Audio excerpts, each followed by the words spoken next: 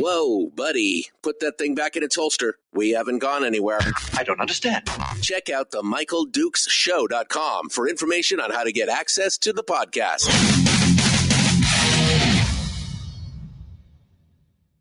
Welcome to the party, pal.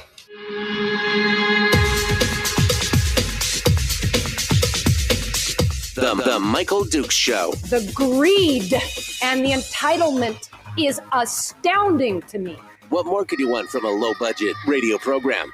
This is a dumpster fire. That was just BS. It is time to get a new perspective. We know just what you need, and we've got just the cure. Open wide and prepare for a steaming hot cup of freedom. I just don't fathom it. The Michael Dukes Show, streaming live across the world. Across the world on the internet at michaeldukeshow.com, and where you'll find the audio-only live stream, links to the podcast, and to social media where you'll find the simulcast of the show each and every day. Also broadcasting live across the state of Alaska on this, your favorite radio station, and or FM translator. That's right. It is the Michael Dukes Show, the widest broadcast statewide radio talk show. And I don't know. I'm making that up. I mean, it sounds good though, doesn't it? Sounds good to me. All right. Welcome to Tuesday. This is our deep dive day. This is the day that we get down into it and start talking. I mean, we talk about this kind of stuff all the time, but today we bring guests on to get sometimes a alternate point of view, sometimes a parallel point of view. I mean, sometimes we agree, sometimes we disagree, sometimes we agree to disagree. Brad Keithley, Alaskans for Sustainable Budgets, comes on board. I must say that we usually agree more than we disagree because, the worst part is that I feel like I'm freaking Kreskin. You know what I mean? I feel like I've been... I have been predicting this kind of stuff for years, and it just keeps coming true. And it's just, I'm tired, man. I'm tired. I just want somebody to listen to the. But here we are. All right, weekly top three. This week with Brad Keithley from Alaskans for Sustainable Budgets.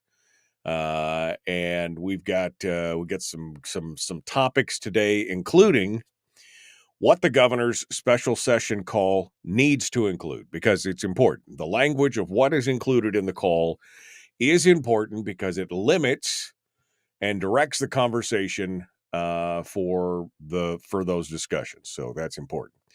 Where do we go from here?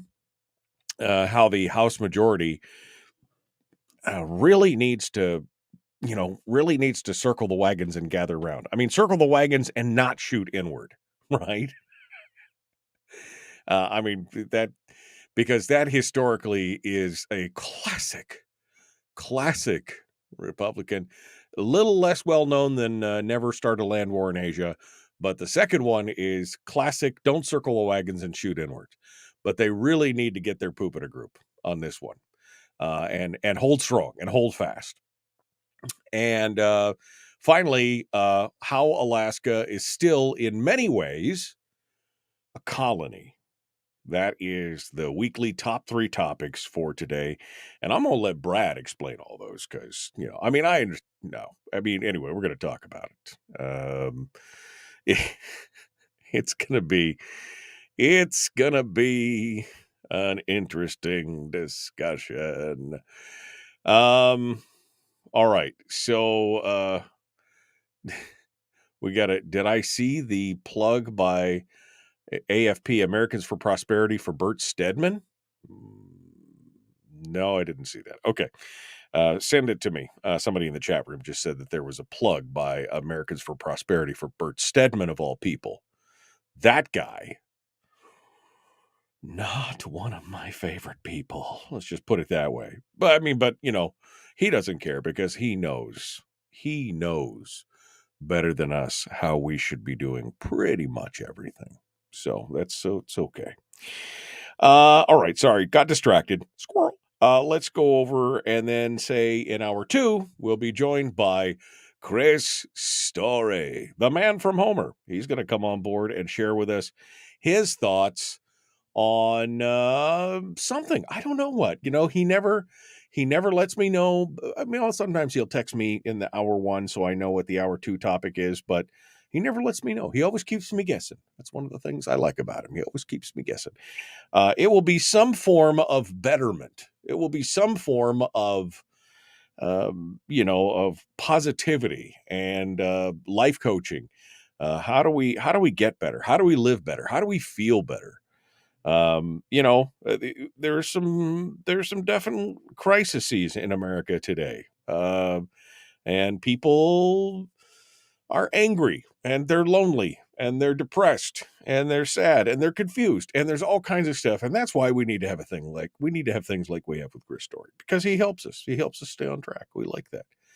I mean, he's not the end all be all, and he'd not be the first one to tell you that, but he's got a good positive attitude, and I love talking to him. So I hope you stick around for hour 2. If not, your loss for hour 2. If you don't stick around if you don't get a little story time with Chris Story. Story time with Chris Story. All right. So apparently Americans for Prosperity, the Americans for Prosperity, I just had a bunch of people drop this to me after I asked the question, put out a big thank you to Senator Bert Stedman. Thank you for holding the line on the flawed Defined Benefits Bill, SB 88, and asking tough questions addressing the elephant in the room, the $6.1 billion unfunded liability. That's our current liability. To which I think, seriously, one of the best quotes of the day is the first comment that's up at the top, which is Elijah Verhagen, which says, this is the first comment on, because this was a Facebook post. Thank you, Senator Stedman, for holding the line, from Americans for Prosperity, Alaska. And Elijah Verhagen's comment is right there at the top of the page, and it says, desperate times call for desperate measures when Bert Stedman is holding the line. When you've got a conservative organization thanking, well, first and foremost, I'd like to say this. Even a stopped clock is right twice a day, right? I mean, even a stopped clock is right,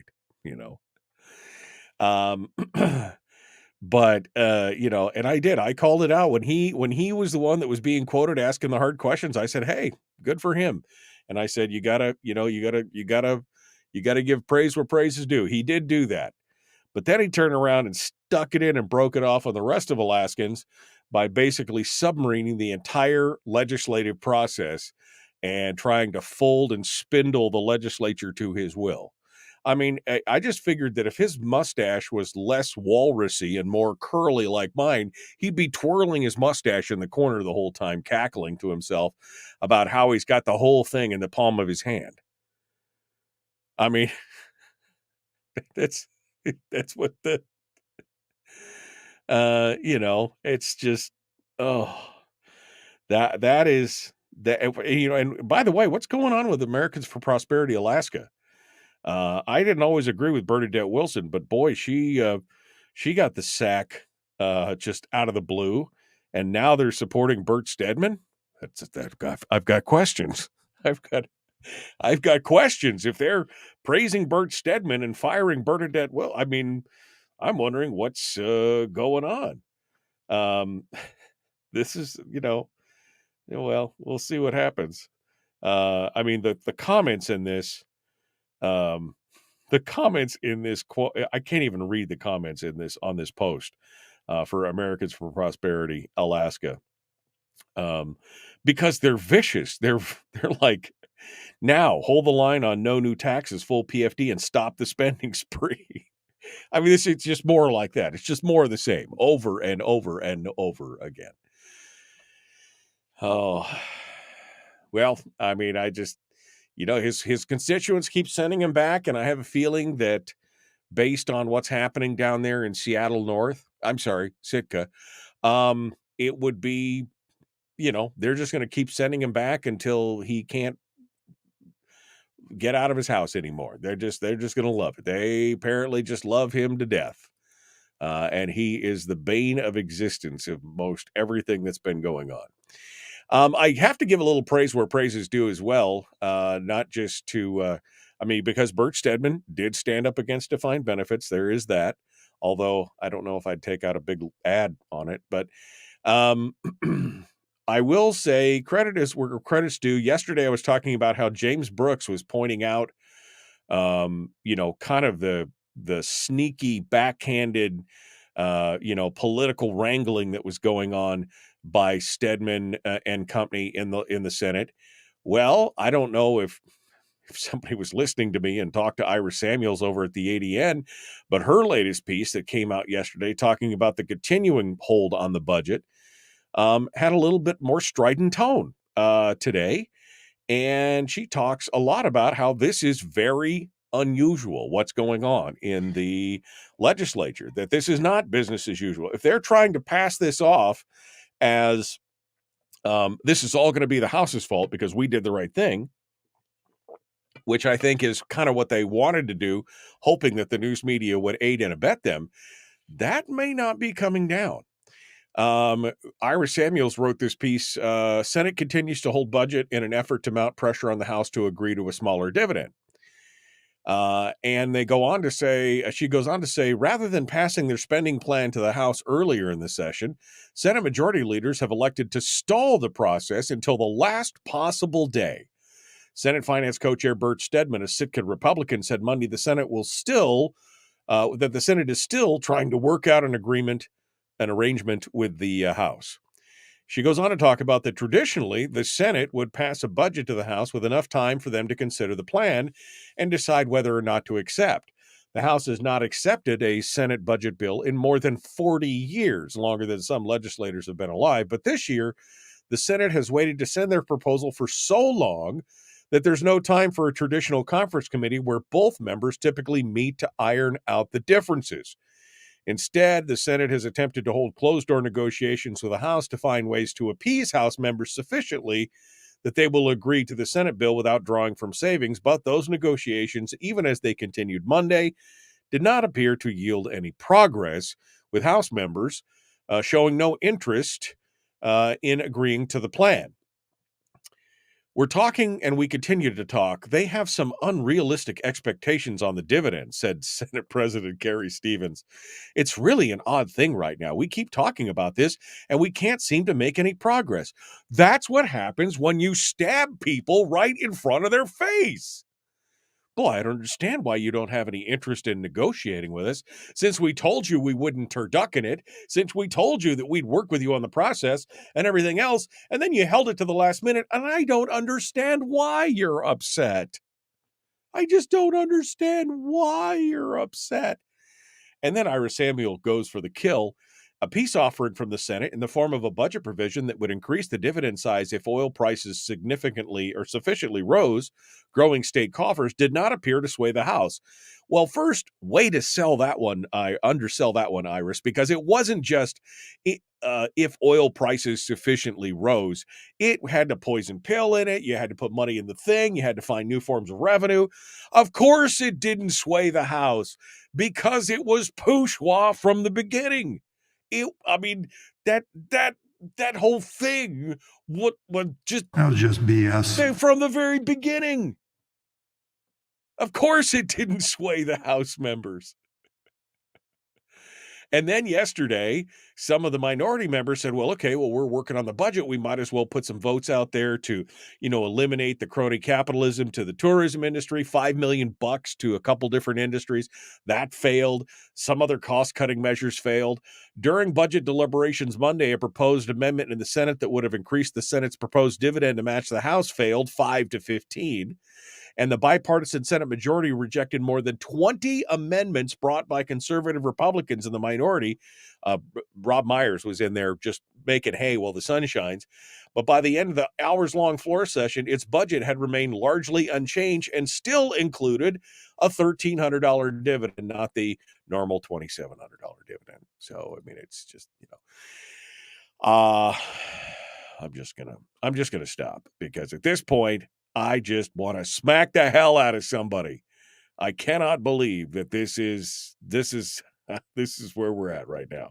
But thank goodness that Iris Samuels actually wrote about the truth. Maybe they won't sweep this one under the rug. All right, we got to go. The Michael Duke Show. Common sense, liberty-based, free-thinking radio. Brad Keithley's up next with our weekly top 3. Here we go.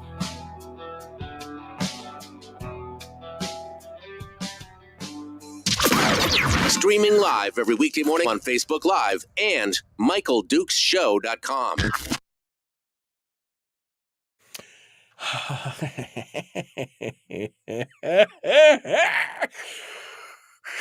The Gary Stevens comment of the week. The Gary Stevens, just, we continue to talk, but there's some real unrealistic expectations of dividend. It's really an odd thing right now. We keep talking about this and we can't make any progress. That's because this is what happens when you kick me in the balls. I turn around and I don't want to talk to you anymore. Surprise, surprise. Wait, you slammed my hand in a car door? I don't want to shake your hand now? You have no idea why. Wait, you kicked my cat down the hallway. I don't want to talk to you anymore? Surprise, surprise. Boy, you slept with my wife? No wonder we can't have dinner together anymore. I mean, good Lord. Talk about the disingenuousness. I mean, I just don't understand why we can't work together. I don't understand why we can't work together. I'll tell you why we can't work together. Because every time you turn around, you're trying to throttle us. Hi, good morning. How are you, friend? How are you, friend? You're on a roll. I'm not sure I want to get in the middle of this. I was not wound up until I started. I mean, I read it this morning and I thought, well, that'd be a good thing to point out and talk about. And then the more I started verbalizing it, the more I realized that I'm going to burn somebody's house down. But I mean, I just don't understand why you don't want to work with us, man. I mean, why? No, I have no idea why you wouldn't want to work with us either at this point, right? I mean, it's just, this is some insanity stuff going on here, Brad. Well, it's late in the session. Bert's up to his tricks. It's unfortunately, it's business as will become usual. If the House would happen to concur on this, I mean, what's to stop the Senate from doing this every year from now on out? Well, and that's the thing. I mean, the danger is, and Ben Carpenter talked about yesterday, you only have to peel off 2 or 3 people to really make this viable. And of course, they've got the rural contingent in this majority caucus. That's a bipartisan majority caucus. And if they get all the bells and whistles, put into the tree that they want, they could very well switch sides and decide that this is a thing to concur with. Again, the first time in 40 years that there has been a concurrence, but there you go. What a hot mess, man. This is just a hot, steaming pile. But as you said, I don't know why we're surprised.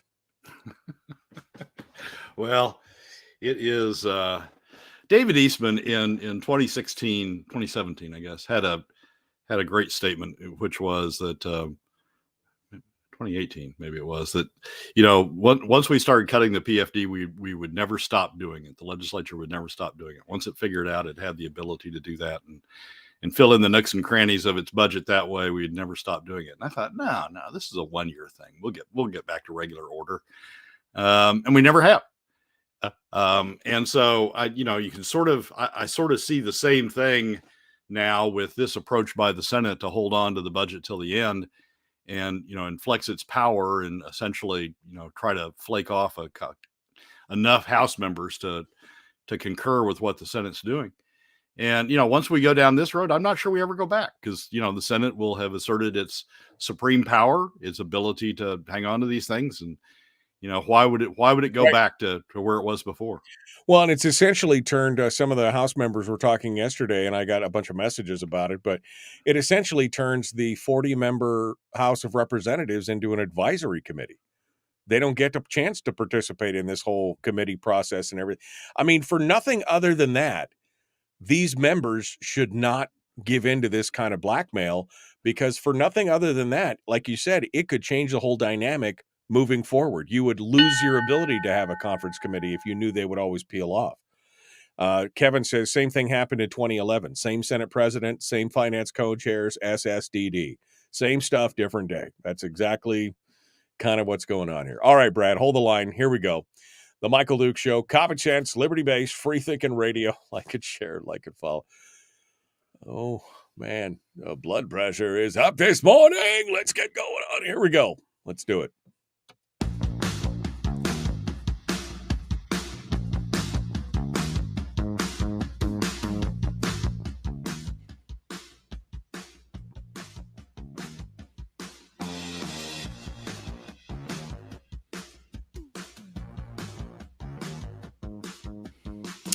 All right, the weekly top three kicks off this morning. Brad Keithley, Alaskans for Sustainable Budgets. You can find him at ak4sb.com. And, of course, on Facebook, Twitter, pretty much anywhere there's social media. I'm sure he's got a Snapchat and a TikTok account somewhere in there hidden around there. Brad Keithley joins us this morning. The weekly top, he just stepped in the middle of it. He's like, I don't know if I want to come in there. It's like walking into a minefield. Just walked into a landmine, and next thing you know, all right, Brad. Well, you already started the segment way back in the beginning by distancing yourself from me. So, I'm going to let him explain all these points. I know. I'm going to let him explain all the points on this, and then I immediately lost my ever-loving mind. All right. Well, Brad, weekly top three. We got a lot to cover, and I want to get into it. So we're going to start things off. It's pretty much inevitable at this point that there's going to be a special session. Now, whether or not it's the governor calling it for a fiscal plan, or whether the House holds strong and we approach a government shutdown and we need to do it, there's going to be some kind of special session. But you say that the governor needs to have some important language in there because that kind of stuff matters. We've talked about this in the past, but hit me with your thoughts on this. What kind of language does it need to be, and why does it matter? I'll get there in just a second, but I want to talk for a moment just about special session. I listened to Ben Carpenter's session with you yesterday, last night, and the one thing in there that troubled me greatly was Ben's prediction that we wouldn't go to special session, that the Senate would be able to peel off enough House members to concur in the Senate budget, and that's hugely troublesome for all the reasons you went through in the last segment. But let me be very clear here, and I've got friends on both sides of the aisle, and I'm talking as much to the House minority members as I am to the House majority members who might peel off. If you vote for concurrence, what you are doing is you're voting to fund government on the backs of middle and lower income Alaska families through what ICER's Matt Berman has called the most regressive tax ever. That's what you're doing. You're voting to tax middle and lower income Alaska families, let the top 20% off the hook, and have no contribution from non-residents receiving income in Alaska. You're voting to fund government on the backs of middle and lower income Alaska families.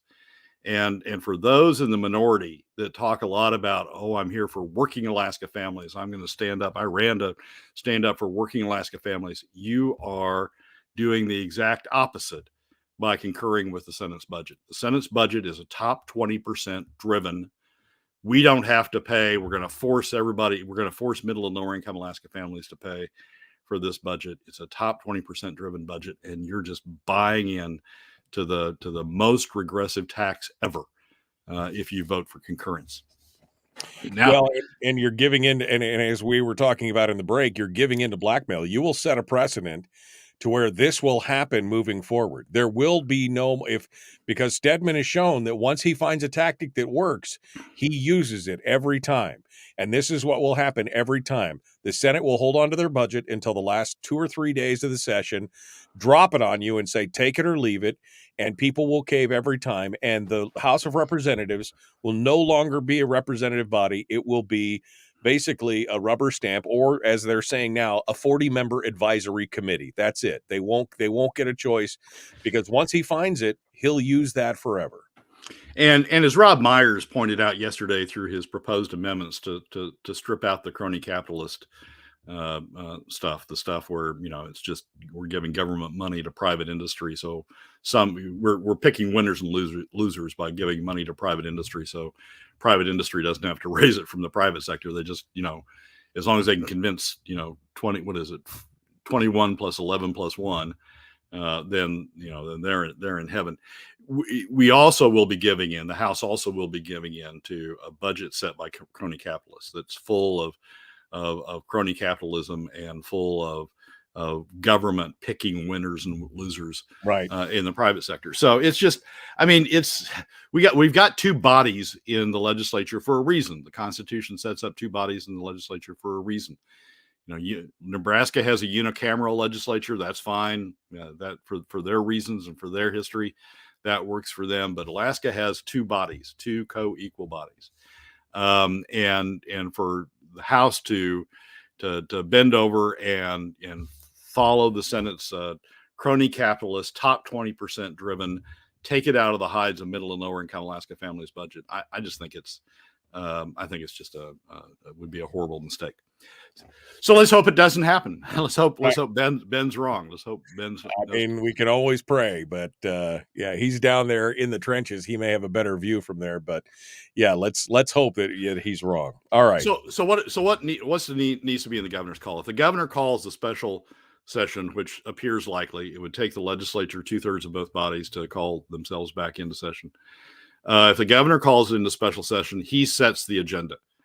And one set of proposals or one set of thought has been that the governor just, calls the special session on the budget. Probably includes the 404, the core of the water permit thing as well. But if he just sets it on the budget as it's been, and tries to define that as the scope of the special session, I'm not sure we get any place. The problem we have in this legislature right now is the Republicans. The House majority has put themselves in the situation where the only way they pay for they pay for the PFD.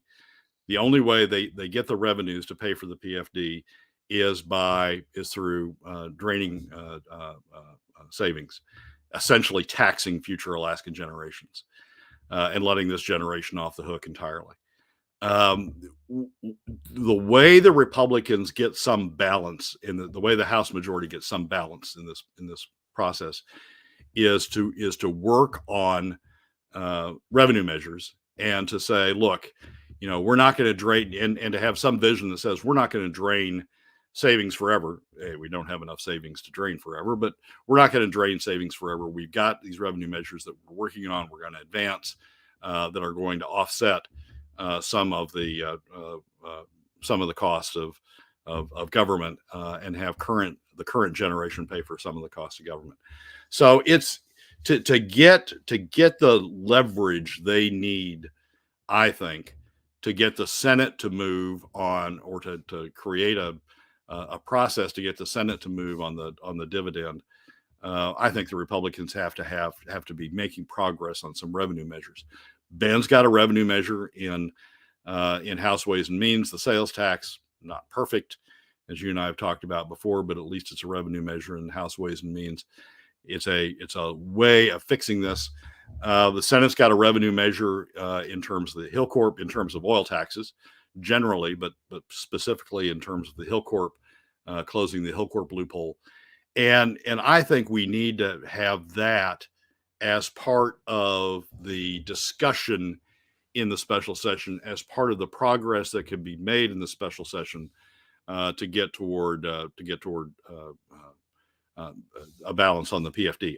I will agree with Bert on this. I don't think the PFD moves as long as we're talking about the only place that it's going to come from is going to be from future Alaska generations through draining savings more. I don't think that we're going to get much movement on the PFD, and if we go at it another 30 days, I tend to agree with Bert that we're going to be at the same place at the end of that 30 days. I think the thing that moves it forward is if there's some discussion of revenues to have the current generation pay for a part of the cost of government. Have the top 20% have non-residents pay for a part of the cost of government, and I think that needs to be in the call. Can I say that I think we fall into that classic trap? The first, of course, which is to never get involved in a land war in Asia. The second, which is they've decided to change the verbiage again, because remember, the permanent fund dividend is supposed to be paid out of the earnings reserve account. And you could pay it out of the earnings reserve account, and then you'd have to pay for a government out of other sources, because that's what they're doing. They're taking it first out of the earnings reserve and then saying, oh, there's not enough money for the PFD. Well, the PFD is supposed to be first call on the earnings reserve. And so we fall into the same trap of saying, well, they're paying for it out of savings. No, they're misappropriating it. They're not taking it out of the proper source. And the thing is, then government operations and everything else would have to come out of savings. So you're right. I'm just saying this is how they're shaping and molding the argument. Now we're arguing about over where we're going to pull this money from, when it should come out of the earnings reserve to begin with, and we should be figuring out how we're going to pay for the rest of government based on that. That's fine. I mean, maybe a proper way to phrase it is, in order to get them to stop taxing the PFD, which is what they're doing to pay for government, there needs to be another revenue source in order to avoid using PFD cuts to pay for government, which is what they're doing. Most regressive tax ever.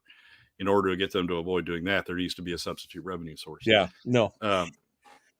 So I mean, again, I wasn't trying to split hairs. I'm just saying this is how it's led us to this point, and this is the argument that we're now in over this. So, but I agree with you. I mean, the governor. So, what if you were governor? What would your call be? What would the status and the subject of your call be specifically, and what would you avoid quickly here? Well, I'd put the budget certainly on, and he's going to have to put the budget on the call. But I'd also put revenue measures. Oil tax revenue measures. They could be the revenue measures that are currently in the body. I'd love to see a flat tax in the body, but it's not. It could be the current revenue measures that are in the body, but there needs to be the ability to talk about revenue. If not this year, you can close the Hillcorp loophole and get it this year. But if not this year, there needs to be the ability to talk about some revenue measures down the road. So right now, I mean, the House budget essentially says we're gonna pay for government. If we want to term this correctly, we're gonna pay for government out of draws down on savings this year and some PFD taxes, because remember, they're cutting it from the current statutory amount down to POMV 50/50. We're going to pay for government this year out of drawing down revenue, out of drawing down savings. There's nothing on the House side that leads you to believe right now that we're not going to be facing that same thing next year and the year after that and the year after that.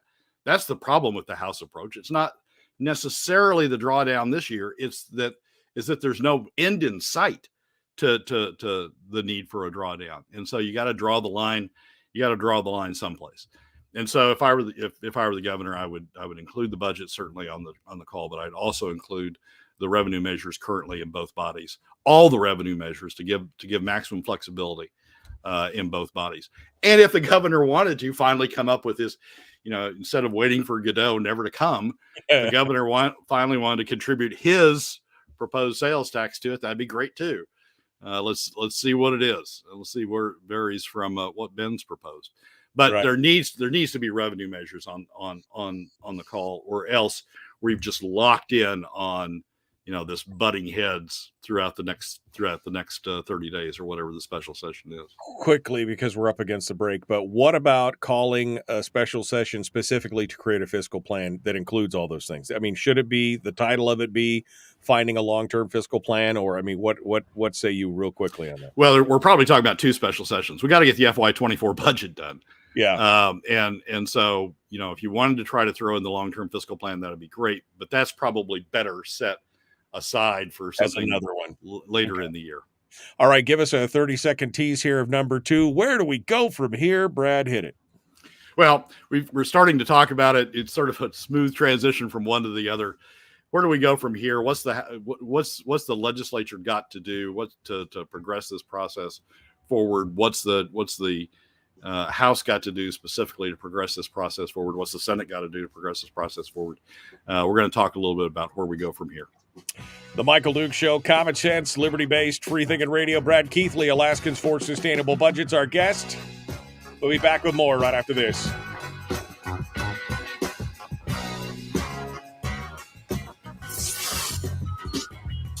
What is that? Common sense. Regularly heard on American radio. Michael Duke Show. Radio. I made a vein throb in Brad's forehead. It was... Sorry, I didn't mean to get down into semantics on you on that, but all of a sudden I had this 10,000-foot view of, look, they've got us arguing over the things that they've been pushing all this time. I mean, it is a little bit of semantics and splitting hairs, but at the same time, this is the slow and subtle way that they change the conversation, and that's just terrifying to me. Well, I don't disagree with that, Michael, but it's shorthand, right? I mean, that's where we are. To get movement from the Senate, you're going to have to show that there's substitute revenues. Now, they would phrase it as substitute revenues or revenues to support the PFD. You and I'd phrase it as substitute revenues to support government spending levels because the PFD is separately funded. But it ends up in the same place, unfortunately, which is that there needs to be substitute revenues. There needs to be revenues for some purpose. Right. And you can't, back in the mid 20 teens, that was an important distinction because about, what it was for, what those revenues were for, because we were trying to focus people on cutting government costs, right? And saying, look, you've got to raise revenues to pay for government and get people to push back on increasing government costs. I don't know about you, but I don't think there's much cutting that's going to go on in the FY24 budget or even in the future budgets. Hell, this legislature, this session has been all about where are we going to increase. I mean, we're going to increase on K through 12. We're going to increase on defined benefits. We're going to increase here. We're going to increase there. And we're going to have state supported childcare now. It's all been a bit about increases, and there's been Rob Myers' few amendments. Because he tried to pick the most obvious examples. Rob Myers' few amendments all got defeated by huge numbers. So, yeah, Rob Myers says something else in regards to me saying, should we include a fiscal plan in the thing? And you said it probably is a second special session. Although Rob points out that once the budget passes, the chance to pass the fiscal plan passes. That literally you got to have the levers of both. You have to have the leverage of holding the budget hostage to be able to get them to actually acknowledge a fiscal plan, which, based on their reactions to everything else this entire session, is probably not wrong. They have really no interest in, especially the Senate, they have no interest in passing any kind of long-term fiscal plan. And they have no interest in factoring the consequences, the unintended consequences of their actions in the future. They don't care, it seems like, what the long-term thing is going to be, that the PFD is going to be gone, that there's going to be taxes, that things are going to increase. They're not, as long as the government economy is healthy, Alaska's healthy in their opinion. I mean, that was Ben Carpenter's point yesterday. Yeah, Ben alluded to that by talking about holding up the budget. If the Senate has to agree on certain pieces of the fiscal plan, like a spending cap and other things. Ben alluded to that yesterday, and I see the logic for it. But boy, that's a long special session at the end of a regular session that didn't advance the ball much on that topic. I mean, we haven't gotten any pieces of the fiscal plan even out of House Finance, and several pieces of the fiscal plan are still back in House Ways and Means.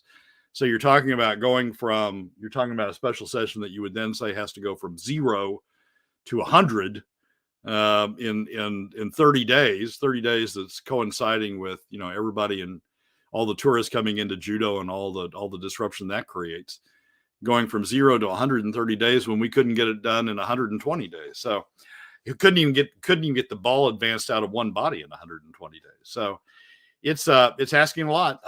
I appreciate the point that Rob's making. I appreciate the point that Ben made yesterday.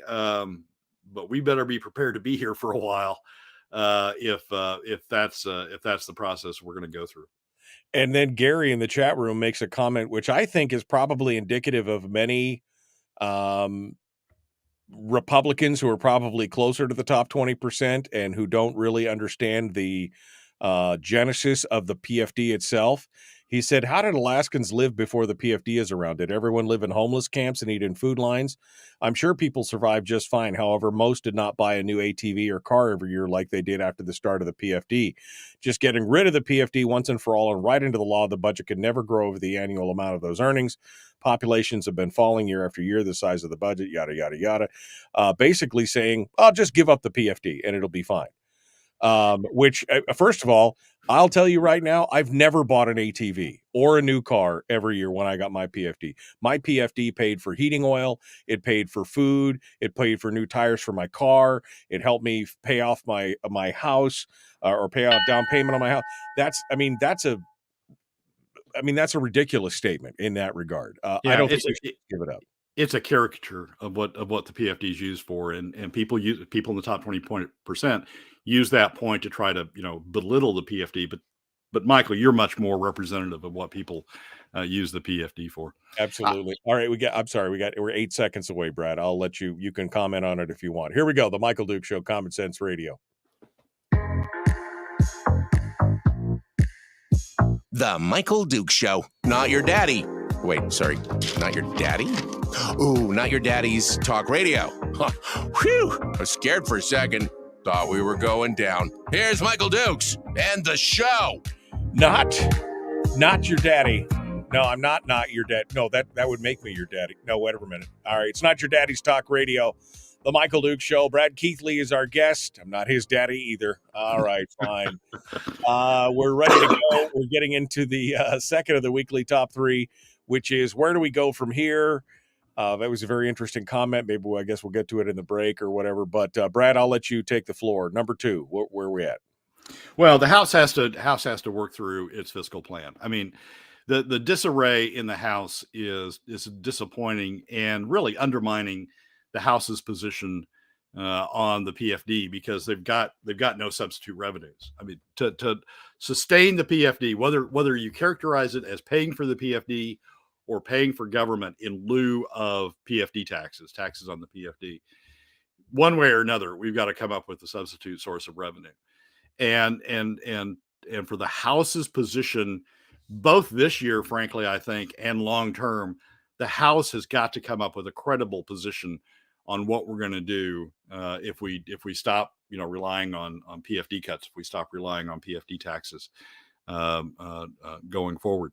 And it's not come up with that credible position. I mean, it's sort of, we talked about this last week in terms of, advancing pieces as opposed to a whole plan at one time, but the pieces are in disarray. I mean, it's got the PFD, the constitutionalizing the PFD is sitting in House Finance. I think, heck, it still may be back in House Ways and Means, but I think it's in House Finance. The spending cap, which is a component of it, not the most important component, but a component of it. The spending cap made it out of Ways and Means, made it to House Finance, and then it imploded when a Republican, of all people, tried to propose to amend it to increase the cap by another $1 billion and essentially allow additional government spending. So it's not made it out of House Finance, and then the other component of it, the revenues, the replacement revenues, the substitute revenues, those haven't made it out of House Ways and Means. Ben said he was going to bring it up for a vote last Friday night, so presumably he's got the votes to advance it, or he wouldn't bring it up. But it hasn't made it out of House Ways and Means, and certainly hasn't made it through House Finance. The Republicans to get this thing framed in a way that's going to make progress, the Republicans have got to build a credible plan. And as of where we sit right now, the House majority just hasn't done that. So going forward, a particularly important piece to push back on the Senate, to push back on those who say we're just going to use PFD cuts to fund government. The House has got to build a credible plan, a credible fiscal plan to be out there and pushing. I mean, it's too easy for the Senate now. The Senate says, look, we're going with a balanced budget. You guys don't have a credible plan on how to get to a balanced budget. And so we're the balanced budget guys. We're the real fiscal. They're not, but they claim that we're the real fiscal conservatives because we got a balanced budget, balanced on the backs of middle and lower income Alaska families. Yeah. But we got a balanced budget. First time in 12 years we've been interested in a balanced budget, but this year's the year we found. Right, but at least but they're saying that, and the House has no comeback to that right now. The House is, well, we're just going to drain savings by another amount. Well, that's not a long-term plan. It's not even a short-term plan, to tell you the truth, because we're down to the point where we don't have that much savings left. So it's the House has got, to me, the onus is on the House to get its act together, to get around a fiscal plan, get it out there on the table, get all of the component pieces at least through Ways and Means, if not all the way through House Finance, and then be prepared to push back on the Senate and say, look, and here's where the debate should be. Here's where we start gaining if the debate's this. Look, you want to fund government on the backs of middle and lower income Alaska families through PFD cuts. We want to fund government fairly. All Alaskans contributing in some significant amount to the cost of government. And then we've got a debate. Then we've got a debate that, frankly, we will find that the House minority is closer to the House. If the House majority is able to build that, we'll find that the House minority is closer to the House majority than they are to the Senate, because the House minority instinctively is going to want to look for fairness for middle and lower income Alaska families. They're going to want to look for strength in the Alaska economy. So if the House majority, if the House majority can get their act together and get that package together, I think you find the House minority sort of gravitates toward the House majority position and away from the Senate position. But as long as the House majority doesn't have that sort of balanced long-term, short-term and long-term position, the Senate has the only game in town in terms of being able to talk about a balanced budget. So it's the real, I think going forward, the real emphasis, the real focus, the real weight ought to be on the House majority to get their act together on the fiscal plan. To have the full fiscal plan, to have it out, to engage the minority in it, and to get it going on. All right. Well, that brings us to number 3, which is your belief that Alaska is still, in many ways, a colony. The colony of Alaska, which some of us have argued that for years, but give me your take on why Alaska is still a colony. I tell you, the Hillcorp loophole has just, I'm just amazed that there are people trying to defend the Hillcorp loophole. We talked a couple of weeks ago about the op-ed by the head of the Iditarod, which Hillcorp helped fund, about how important maintaining the Hillcorp loophole is. And then we saw Jeff Landfield write an article in the essentially an op-ed in the Alaska Landmine defending the Hillcorp loophole. And we've seen other people trying to defend the Hillcorp loophole. That's just silly. It's just silly. I mean, the $100 million is dropping to Hillcorp's profit. Hillcorp is trying to threaten Alaska by saying, well, if we don't get that extra $100 million, we're not going to have as robust a drilling program in the Cook Inlet as we otherwise would. The Hillcorp, the $100 million has no relationship to the Cook Inlet. The Cook Inlet is hardly taxed. There's royalty relief in the Cook Inlet. The economics of the Cook Inlet work. The legislature in the past has taken steps that make the economics of the Cook Inlet work. Hillcorp has all the incentive in the world to go ahead and engage in activities in the Cook Inlet. Alaska gas sells for multiple times higher than lower 48 gas. The incentives are to make investment in Alaska, develop the gas, sell it at Alaska prices. There's no way in the world the $100 million of the Hillcorp loophole is tied to the Cook Inlet. Yet we have people running around saying, "Oh my God, we can't tax Hillcorp in the same way we taxed BP because Hillcorp would lose $100 million, and so they might not do things with it." That $100 million is just profit to the Hillcorp shareholder and the Hillcorp owners, and it is profit that's not necessary to get them, to incentivize them to develop in Alaska. It's also windfall profit. When they did the transaction with BP, as we talked about before, when somebody does an acquisition, they have two lists: a list of the things that are absolutely necessary to get the deal done to make the economics work, and a list of things that would be great if somehow they fell in place. Believe me, the Hillcorp loophole, the S-Corp treatment, was on the second list, was on the list of, boy, wouldn't it be wonderful if Alaska was so stupid that they never taxed us the way they tax other C corps. And that $100 million is just dropping to the Hillcorp's bottom line. If the legislature can't get the guts to close the Hillcorp loophole and take that $100 million over to Alaskans, if they can't get the guts to do that, then we are an oil colony. I mean, because we are not thinking about Alaskans first. We're thinking about just giving money away when some oil company makes some claim about some benefit that they're going to provide us, shower us with, if they get an extra $100 million. Yeah. My favorite argument that I've heard so far, and by favorite I mean most ridiculous, is the argument that is, well, when they bought it, they knew they expected this to happen in perpetuity, and so we shouldn't change. Although I've never seen an argument where some corporation came into Alaska under a certain tax structure, and that guaranteed them forever in perpetuity that the tax structure in the state would never change on corporations of any kind. It just happens because this is Hillcorp, and they're threatening the whole Cook Inlet gas thing and all that. I mean, that is the most ridiculous argument. Like, you can never expect it to change in the future. Dude, it changes all the time. And Michael, oil company 101. I mean, I used to teach courses on legal structure, regulatory structure, right? Oil company 101 is it will change. Create flexibility in your economics to accommodate the fact that governments will change, government programs will change. Make it robust at various levels, because the government will change those levels. And if we go through difficult times and we stop investing in a certain area, as happened with the oil companies in the late 2000s, you should expect the government to change, to reduce the take so that it re-incentivizes investment. It will change. That's oil company 101. And for Hillcorp to make that argument is just Hillcorp can make that argument. For people in the legislature to believe that argument, they don't belong in the legislature. They belong someplace else. Well, again, we talked about it yesterday. There's a lot of willful blindness going on, I think, in these cases. Brad Keithley, Alaskans for Sustainable Budgets, the weekly top three. Brad, thanks for coming on board and joining us. Michael, as always, thanks for having me.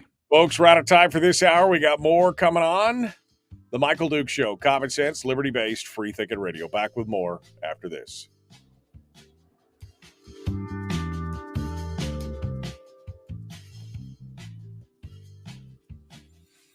I don't understand.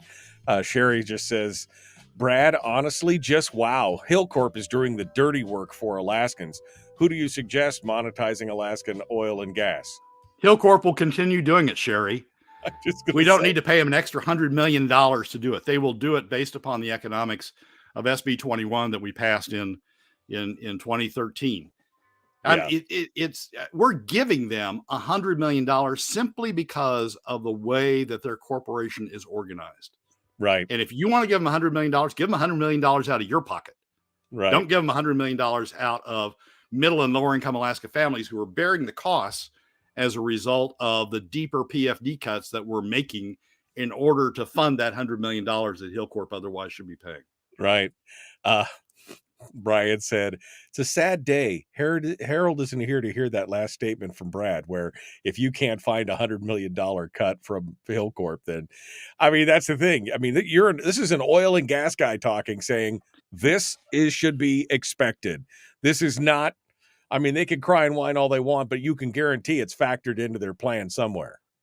Oh, absolutely, it's factored into their plan. Absolutely, it was in their economics. I mean, BP wanted out of Alaska for a variety of reasons. They wanted to monetize Alaska and go on with their life someplace else.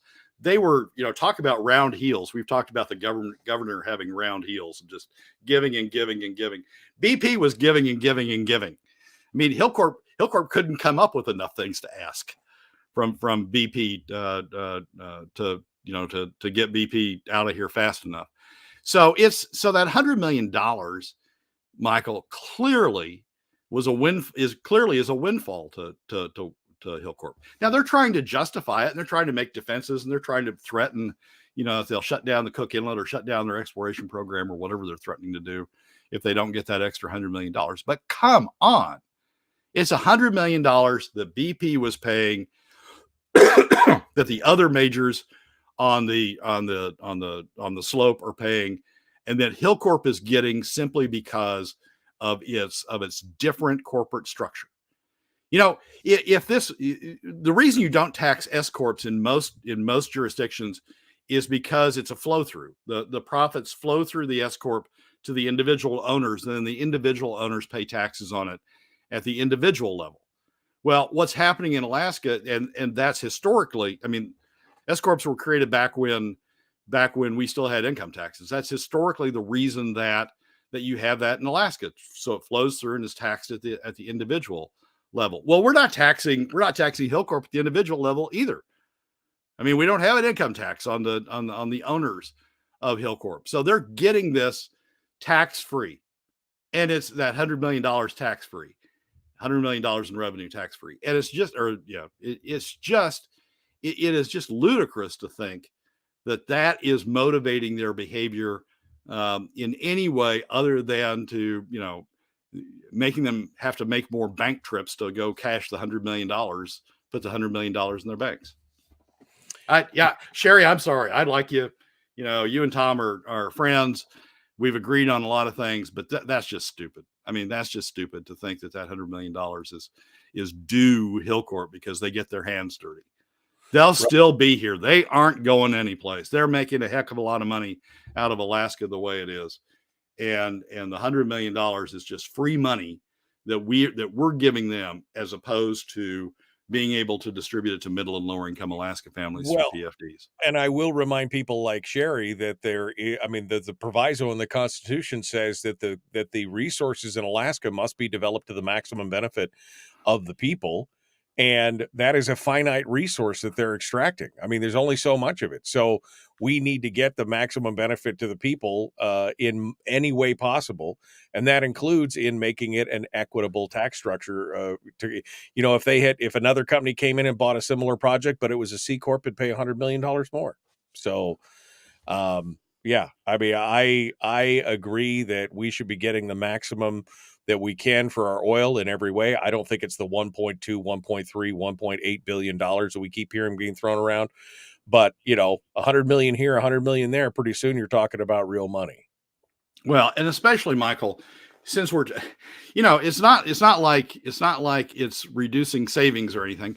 It is coming out of that $100 million would go to support the budget, would reduce the pressure for PFD cuts, would reduce the pressure for taxes on middle and lower income Alaska families.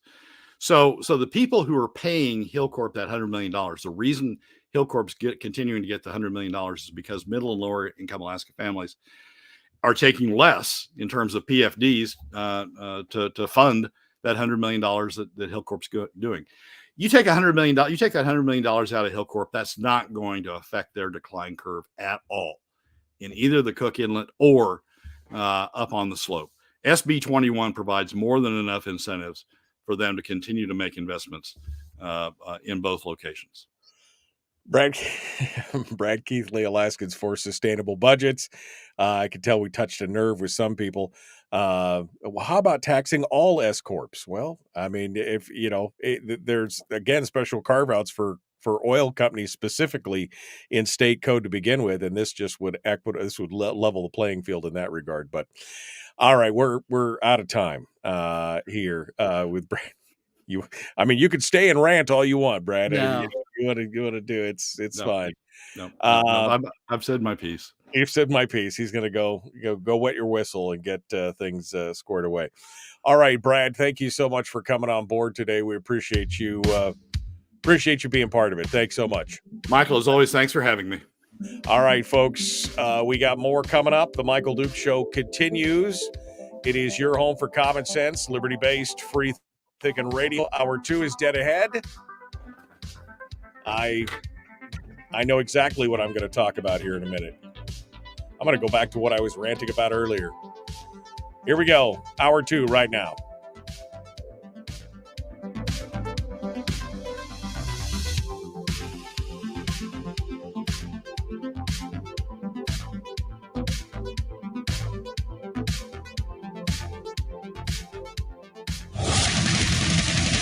Whoa, buddy. Put that thing back in its holster. We haven't gone anywhere. I don't understand. Check out the MichaelDukesShow.com for information on how to get access to the podcast. Welcome to the party, pal.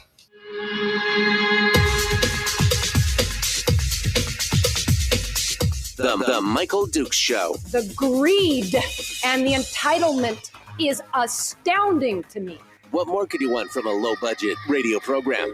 This is a dumpster fire. That was just BS. It is time to get a new perspective. We know just what you need, and we've got just the cure. Open wide and prepare for a steaming hot cup of freedom. I just don't fathom it. The Michael Dukes Show, streaming live across the world. Across the world on the internet at michaeldukeshow.com and across the state of Alaska on this, your favorite radio station and or FM translator. Welcome back to Hour 2 of the big radio broadcast for Tuesday. We just finished up with Brad Keithley and the weekly top 3. Thank you for coming on board, Brad, and joining us. We appreciate it. If you missed it, a good discussion on what's coming up in the legislature, or what we need to do, what the special session should look like, and why Alaska is still an oil colony, et cetera, et cetera, et cetera. You can go back and listen to that on the podcast, which is available wherever you find good podcasts, including Spotify, CastBox, Stitcher, iTunes, Google Play, and, of course, Spotify. So just go out there, and if you subscribe to the show, it will automatically download it to your device every day, and you can listen to the show at 1.5 speed. Somebody said they did that. I listen to your show at like 1.5 speed. So you're talking like this all the time, but I get through it quick, and it's good stuff. So, yes. So this morning, first and foremost, I want to say thank you to our friends over there at Satellite West. Satellite West, proud sponsors of the program. They have the tools and the talent to keep you connected no matter where you are, from Seward to Selawik, from Diomede to Delta, from Nikiski to Ninilchik to Nenana. Wherever you are in the state of Alaska, they can keep you connected, whether it's for cell phone calls or text messages or emails or just surfing the internet. They've got the tools and the talent to make it happen. Go to satellitewest.com to find a list of their dealers across the state of Alaska, including Communications North in Seward, another place there. You can go out there and check it out. Special thank you to all the folks at Satellite West for helping to sponsor the program today. I appreciate that. All right. So Chris Story is going to be joining us here in just a few moments for our weekly uplift or life coaching lesson, whatever you want to call it. He's going to come on board and share with us, and we'll all be better for it. I recommend you stick around. I mean, like I said, I see a lot of the numbers drop off on the simulcast. So I know maybe some people on the radio are doing the same thing, but maybe you need it. Maybe he says something to you today that just piques your melon, just touches that special part in your brain and says, oh, yeah, that makes sense. I mean, that's good stuff. I love having Chris on. We had to laugh because there was somebody who posted in the Homer Communications group on Facebook that said, I'm listening to Michael Dukes, and as soon as Chris shows up, I turn off the thing. Chris is just like, yep, well, there's, but don't do that. Chris has got some good stuff. There's always something good. And of course, we always finish with something in the final segment of the show. Maybe phone calls. I don't know. We'll see what happens. But let me get back on track here to talk about some of the things that are happening in the legislature. Now, I started with this in the last hour, so I don't want to get too ranty. Although if I do kind of climb the walls here, Chris will talk me back off the ledge. So that is the positive note of having Chris Story on this morning. But I've got to just, I've got to laugh. Again, special kudos going out to Iris Samuels, who writes for the ADN. I said it early last week that I said, this is what's going to happen. The Senate's going to drop their stuff on the last minute. They're going to try and force the hand of the House and then basically get the news media to be culpable in the story that somehow this is the House's fault, that we're approaching a government shutdown, that we don't have a budget and everything else. And I'm pleasantly surprised to see Iris Samuels and James Brooks and others who are writing for the mainstream media actually calling out the Senate for their behavior and their actions on this. Iris Samuels actually said, that normally, traditionally, the Senate would pass the budget to the House with enough time for them to consider the plan and to decide whether or not to accept it. The House has not accepted a Senate budget bill in more than 40 years, by the way. 1982 was the last time that the House just concurred with the Senate budget and they moved on.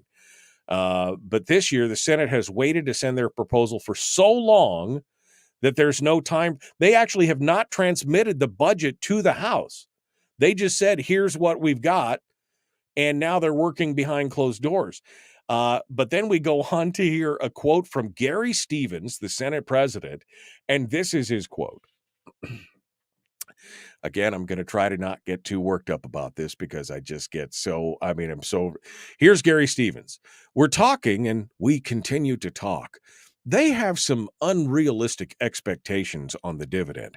It's really an odd thing right now. We keep talking about this and we can't seem to make any progress. Well, that's because you guys really didn't make a good faith. That's like you're being mugged and the robber's like, well, I just don't understand why they're just not being cooperative. I mean, I have a gun to their head and I've demanded everything, but there's no reason to be mean about it.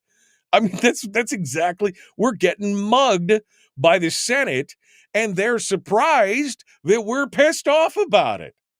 I mean, we just can't seem to make any progress. That's because you're holding hostages and you're like, well, I just don't understand why you won't capitulate. I mean, really, Gary? You can't believe that we can't make any. And this is, again, the problem with negotiations that we see so many times in the legislature. For example, we've talked about the PFD. We had all these legislators who were full PFD supporters, and they could see that it was going nowhere. So they finally said, fine, we'll meet you at 50-50. POM, the 50-50 dividend, the Hammond dividend, we'll meet you at 50-50. And the other legislators are like, oh, okay, good. Then we'll say 25-75. Like, that's not how negotiations work. We came and met you halfway. And no. But they just they cannot understand how I don't understand why we're not making any progress.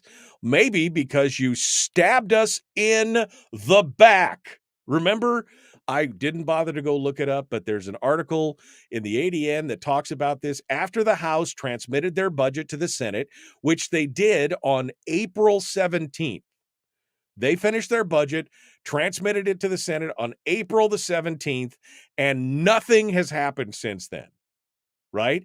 But when that happened, and there was a lot of talk and fervor because Bert Stedman, co-chair of finance, is the Machiavelli of the Alaskan legislature. And he said, they were concerned that he was going to stuff everything into one bill, make it a big omnibus bill, make it a big up and down, one and done vote. And he's like, well, no, we wouldn't do that. The walrus has spoken. We wouldn't do that. We can't. We would never, ever do that. That was just BS. And then guess what happened? With 3 days left. On Thursday night, they signal, they don't transmit the budget. They signal that this is what's happening, and it all begins. And then they just can't. They're shocked, I tell you, that we are just not cooperating and capitulating. We're holding all that we're doing. But thank God for people, that the Ira Samuels and the James Brooks of the world are actually pointing out that this is not the Senate's, or this is not the House's fault.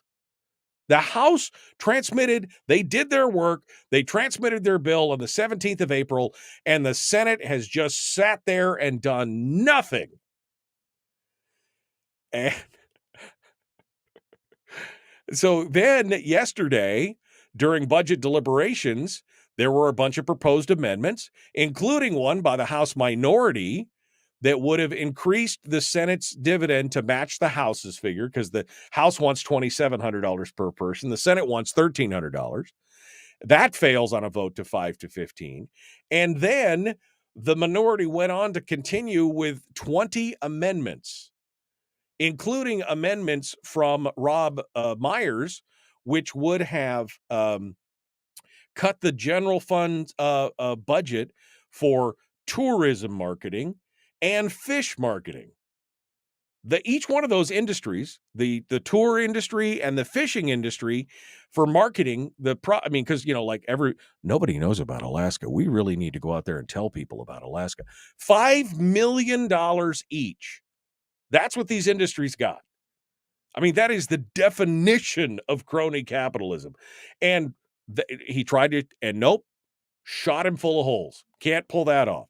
So then he tried to pass a couple of pieces of intent language to make sure that the money that the government spend is only when we actually have a decent plan to spend it. Meaning he was trying to put language in that made it contingent that we have a full long-term fiscal plan. Guess what happened?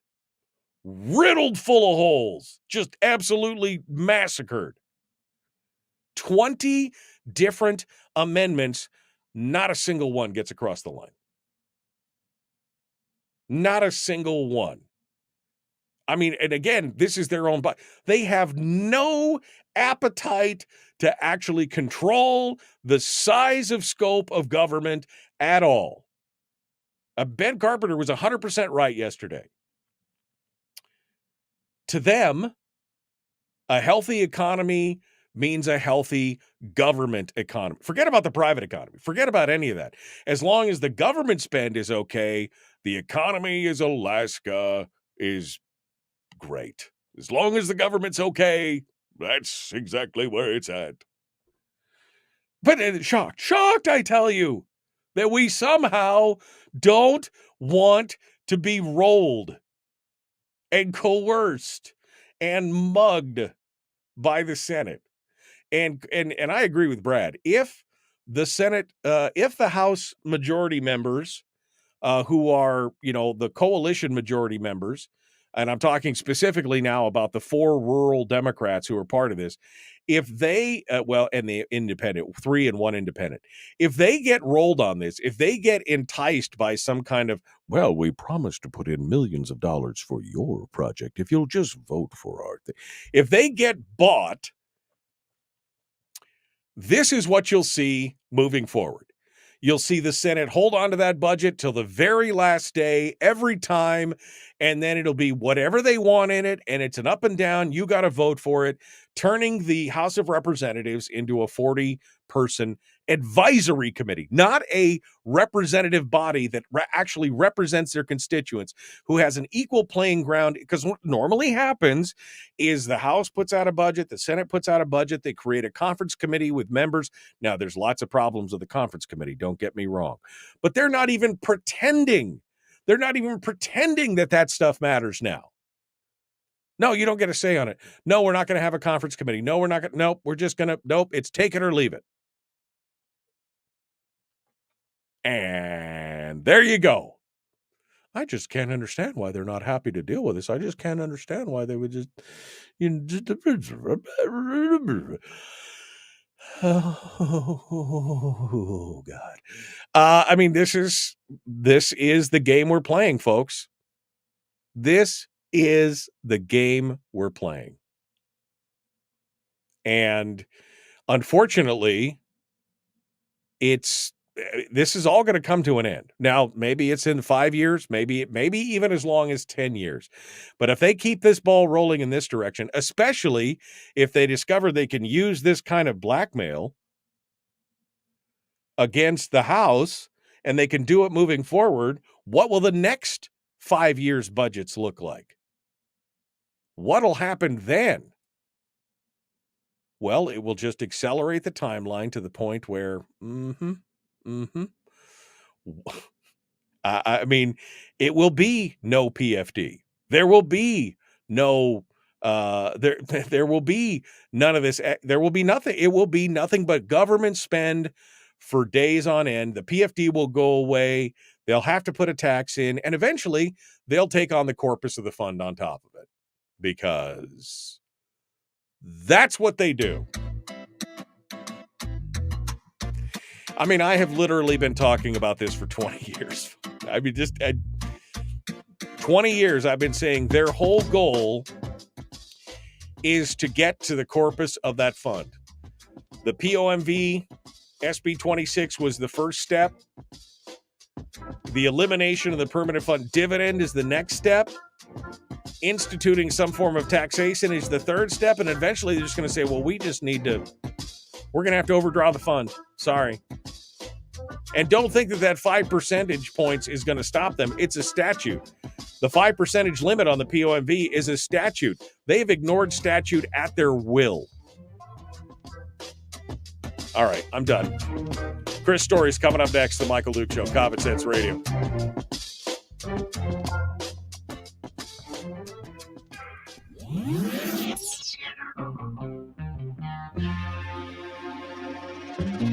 Listened to by more staffers in Juneau than any other show, because their bosses told them to. And after what they just heard, oh man, they're going to be pissed. You're a bad, bad man. The Michael Duke Show. Yeah, their bosses told them to. They're transcribing everything we say on the show and reading it as a briefing every day. And so, Bert, Gary, if you're listening, you guys are the worst. I mean, just the absolute worst for the state of Alaska and the future. That's my personal opinion. I'm sure you're a hell of a nice guys, and we could all sit down one day and have a beer. Probably not. But, I mean, you guys right now are the worst. This whole strong arm tactic is just, it's, I mean, I was really pissed when Bert last time, when he held up, he was going to hold up the Knik Goose Bay Road project monies. I about lost my will to be a kind and generous person, because that was just, he's playing games with people's lives. That's the kind of arrogance we're talking about. It's just, it's astonishing. Astonishing. All right. Good morning, Michelle. Hello, sir. Oh, Michael. How are you? Michael. Just don't call me Okay, late yeah. for supper. I don't care. In France, That's you'd right. be 100% correct. It would be Michelle. Michelle. Although it would sound cooler. Exactly. Michelle. How are you, Michelle? Like a dodgeball. Yeah, exactly. Dodgeball. Howdy, my friend. How are you? Fantastic, Michael. I'm raring to go. I'm on top of the world. Where'd you expect to find me today? Well, any gutter will do. That's what I'm saying these days. Any gutter will do. Have you had Senator Stevens on your show before? Has he ever accepted an invitation? He's never accepted an invitation. I've invited him a couple times. I invited him during the the election. Okay. I've invited him prior to that. But yeah, no, he's never been on the program because, I mean, why? He doesn't have to be. He doesn't have to come and answer any of my questions. But he will. He'd love to go on KBBI and talk to you guys, down there on the public radio. So, it's just there. Have you had him on your program much? No, nope, have not. I don't remember if I've invited him or not. I have had him to the extent where he lectured a group in the Homer Gymnasium that it's never been your money. It isn't your money. Shut up and stop whining. That I played that clip a few times. I know you have as well, but that's to the extent that I've had him on the program. Yeah, that's. And I don't mind disagreement. I don't mind a disagreement over, hey, should we use some of these? Should we allocate some of these monies instead of going to you? Should we allocate it to the government to spend? Have the conversation honestly and intellectually, but to sort of obfuscate or gaslight the Alaskans that he knows better and make us feel like this is not the dividend you seek. This is not yours. Exactly. It's just so insulting. It's insulting. Exactly. Because hey, A, he's not a Jedi, so your mind tricks are not working. And B, it just pisses me off. So I mean, those Yeah. And I don't understand. I don't care if you're liberal, libertarian, or conservative or evangelical. How can you hear that and still go, yeah, I'll vote for him. He's my guy. Yeah. I don't get it. I mean, that's the thing. The only reason I think, you got, again, Bert Stedman, who lives in Seattle North, a suburb known as Sitka. I mean, he's just going to keep going back time and time and time again because they never put up a serious candidate against him. And they're just like, yeah, it must be okay. I mean, I can tell you right now, just from their representation, I would never want to live in Sitka because, wow. Just wow. This is the guy you keep sending back. And this is a retread. Kevin McCabe made a mention earlier that this is exactly the same scenario that took place in 2011 when Gary Stevens was also the Senate president and Bert Stedman was also the finance co-chair. This is just history repeating itself. So it's, but Chris, I need to get my mind right here, baby. What are we talking about today? The second wind of the good life. The second wind of the good life. I'd like my first wind of the good life. Could I have the first wind first, and then we'd talk about the second wind? You got it. All right. You're in that wind, man. I am in I just made wind. All right. So the second wind of the good life.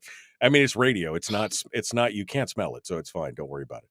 All right. The second wind of the good life. Chris Story is our guest. We're going to continue. Going to put him on hold for just a second. We're going to continue here, jump back into it. Please like and share, like and follow. Don't go away. He will give you good stuff today. I guarantee it. Or your money back. Here we go.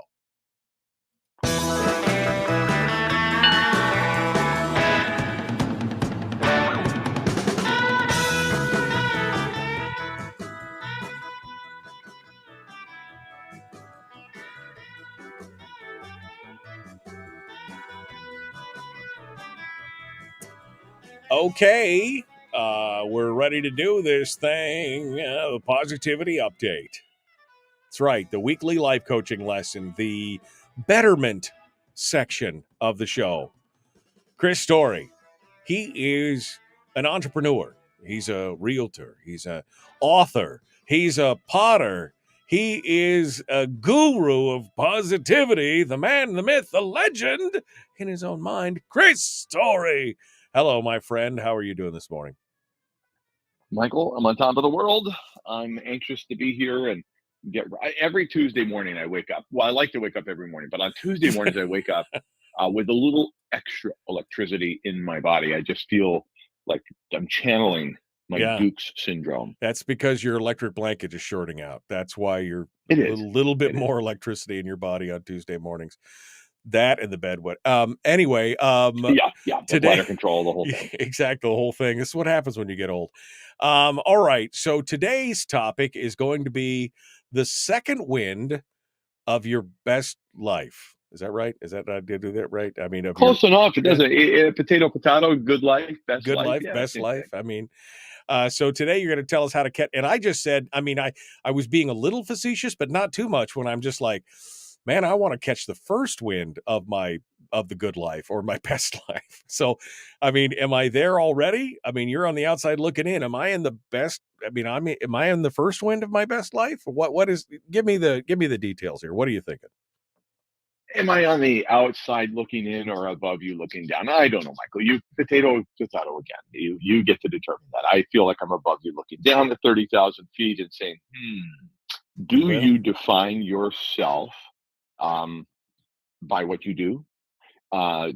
Is your work the defining purpose of your life? Or do you derive meaning only through what you do? Does it create who you are? in this world. I mean, that is sort of our first wind. We can't help it. We go into a career, maybe we switch horses a couple times during the race, but as we get closer to the finish line, and maybe that's retirement looming, whatever that looks like for you, into the distance a little bit, you start to wonder, what then? What will that life look like? What's the second wind of my good life if I've really enjoyed my career or not, and I'm looking forward to something else? So often what we do defines who we are and who we become, and we identify. I mean, look, you see people die in office at their desk, essentially because they can't let go of who they used to be and the power and everything that comes with it. And for example, Sports Illustrated is putting 81-year-old Martha Stewart on the cover in a swimsuit. And this is probably some 30 to 40 surgeries later. I don't know how many countless hours of a master at the helm of Photoshop is going to be creating this false illusion for everybody to ogle and admire. That look at her at 81. My gosh, she's still in that first phase of life and first wind of life, versus gracefully moving from strength to strength. Reading a book right now called Strength to Strength by Arthur Brooks, and he talks about the second curve of your life. There's a lot of meaning, deep meaning, that can be found in that transition into your second curve, or what somebody of no relation, another book that's great and I highly recommend, called The Road to Character by David Brooks. Again, no relation, but he calls it your second mountain. So you've climbed your first mountain, you've reached the peak, wherever it is, or you've topped out somewhere along that mountain, whatever it is in life. And now you're looking towards that second mountain, which can create in your life contentment. You can find deep meaning and purpose.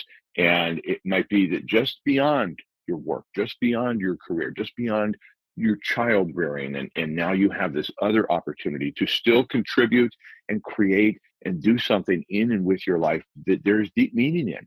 But it's just that willingness to look forward towards it and be able to envision it and plan ahead, or recognize you're already there and you still have something to contribute. You're here. There's something yet to do, become, contribute to, serve, because you're here. And that's how we know Right. that. And there's a lot of meaning in that. Well, and I think it's interesting. You have to have a purpose, and most people, when you ask somebody, who they are or what they do, they generally come back to their occupation. That is their purpose, that kind of thing. And I mean, how many times have we heard about somebody retiring, and within just a few short months, they die? I mean, that happens, and I don't know what the statistics are, but anecdotally, I've heard of that a lot. And it's like the minute that they stop going to work, the minute that they had no purpose, and they just like, I don't know if their body just said, okay, now we're done. We're giving up, because they don't have a purpose beyond that. I mean, how many of us need to create that purpose so that we have something beyond the thing that made us who we are? I mean, I'm always going to be, Monday morning. yeah. Statistically, Monday morning, more heart attacks occur on Monday morning than any other day of the week. And that's for a reason. In some respects, it's we're dying to go back to work, but we're craving something different. And there's a certain stress level. And that's in your first mountain, probably, but maybe you've clung too long to it, and it's time to move on to that second mountain. Think about Beethoven. Beethoven was first known as a prodigy in the piano. On the piano. I mean, he was just like, his grandfather had been a composer of great note, but he then was to become this great pianist. And then he started going deaf at 27, almost deaf by his mid 30s. He had to change. He had to place a piano in his teeth and have it touching the piano, so he could hear the chords or kind of feel the vibration of the chords. And then eventually just became a mess on the piano, to a point where nobody could stand to listen to him. And then his second wind, his second mountain or second curve, whatever you want to call it, was in composition. And when he was fully deaf in the latter part of his life, he created the Ninth Symphony. All the things that he is now known for hundreds of years later came in that second curve, after he was able to let go and move beyond the trauma of not being a pianist anymore because of a disability. Then came an ability to compose like the world had never seen before. And he set a completely new standard for music, even though he was well into his second curve and beyond what the meaning of his initial years meant to him. So should we, I mean, should our I mean, our purpose is almost to be like, Marestroika, right? The Russian nesting dolls, where you have to have a purpose inside of a purpose inside, so that once you move beyond the next one, once the one is done, now you have a secondary goal. I mean, should that be what we're kind of doing here, or should we be focusing on one at a time, and then as we get close to the end, I mean, how do you reconcile that? I mean, should it be a larger purpose with many different components made up of it? What do you think? And how do we, as I always do talk about, institute this in our daily lives from where we're at right now, which most of us are like, what's the goal, right? I mean, so how do we do that? I think it starts with giving yourself permission to ease out of one role and into the next. I think nobody can grant you that permission. Sometimes the market will do it for you. Sometimes you'll age out of something to a point where you're forced out or pushed out into another role. But with it comes maybe reluctance, and with that reluctance comes pain and mental anguish. So if you set for yourself a standard and say, look, I'm going to give myself permission to at some point ease from and transition from this role in life to this next one. But I'm going to find sort of an interstitial meaning between the two and a through line in my life that is of service and of giving and contribution. And I'm going to find meaning not just in this role I play today, but in my life in general. Underlying all of it is, who are you? And why are you here? And why do you even know why you're doing what you do? Have you really stopped and thought about it? Or is it just inertia and what you've always done, and the momentum is built to a point where I just can't stop what I'm doing? I think letting go doesn't mean giving up. Letting go of one rung of the ladder to climb to the next one. You have to. You cannot let go of you can't get to the next rung of life if you don't let go of the one you're hanging on to. And so, but it doesn't mean giving up. You don't have to give up on your health, your goals, be they financial or personal or things you want to accomplish. If you've got your own bucket list that you're working towards, none of that has to be given up on because you've let go of who you used to be or who you thought you were supposed to be. So I was at lunch with a friend. He's a phenomenal surgeon, and I asked him. I said, because I was curious, like, what, you can't do that forever at a particular peak level. I mean, you have to move on at some point. Whereas you and I can talk until they, take Right. like my brother says, take the Hasbro plastic microphone from me in the nursing home because it's nap time or something. Right. I'll continue to do this. But I said, well, what is retirement going to look like for you? And he said, and I thought this was just so amazing. I've never forgotten it. That, I plan to go to, and he named a handful of countries that don't have top flight medical care. Because I just want to make a difference. I know there's surgeons there now that are, kind of retired out of the hospital life in America and are moving over to a life of service. And I thought, wow, that's really amazing. Already being able to see it, even though you're in your prime, being able to see what will that next mountain look like? What's that next curve? It doesn't have to be decline. And if you do decline, like Beethoven's hearing declined, find something else you can contribute towards. You like, look at Stallone. I love Sylvester Stallone movies, but he hasn't been able to let go of who he was physically at, say, 35 to 45. Right. And so he's, you could see the I don't want to accuse him of using steroids, but this plastic surgery, all of the stuff to like cling to something that we can all see. No, that's gone, buddy. It's long gone. But yet he's taking on some different roles, but you could just so see it in the movie stars or politicians. Look at Joe Biden. You mentioned Gary Stevens earlier, coming closer to home. Can he ever see himself just letting go and allowing somebody else to take over that role, or is he always going to see himself as the only one that can do it? And it's defining who he is. His purpose and power in life comes from that role. And the truth of it is, it doesn't. It's what you do with your family, the inspiration you provide, and how you live your life, versus just clinging to that seat like Representative Don Young did. May he rest in peace, and just wouldn't and couldn't let go of the power until it literally was, taken from him with death. And so I just want to encourage all of us to look forward and go wherever you are. If you're on the second mountain or you're looking towards it, plan on it. Enjoy where you are, be present where you are, but also be willing to say, okay, I can see where this is going to change and shift into the next phase. And there could be a great deal of meaning there. Napoleon Hill talked about your chief major purpose or your chief definite aim, for your life. Mm-hmm. And it's almost like, I mean, I always kind of thought about it as a framework, right? I mean, up at the pinnacle, here is my chief definite aim. And I always tried to work backwards from that to say, okay, if that's my chief definite aim, then what are the steps? What are the intermediate steps in between and everything else?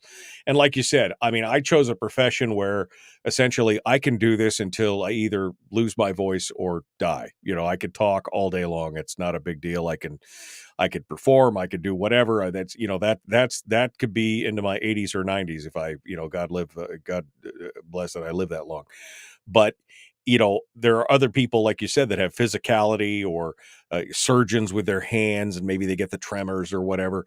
But this all comes back to setting a goal for yourself and actually thinking about it. And this is the thing that I think it scares people. It scares people when they think about, what do I want to do with my life? Not just in the kind of the generalities, but specifically, where are my talents? Where are my passion? What at the end of the day, when I look back and I'm on my deathbed, what is the thing that I want to look back on and say, this is what I did? And that kind of self-reflection can be scary, but it helps in kind of formulating who you are and where you want to go and things like that.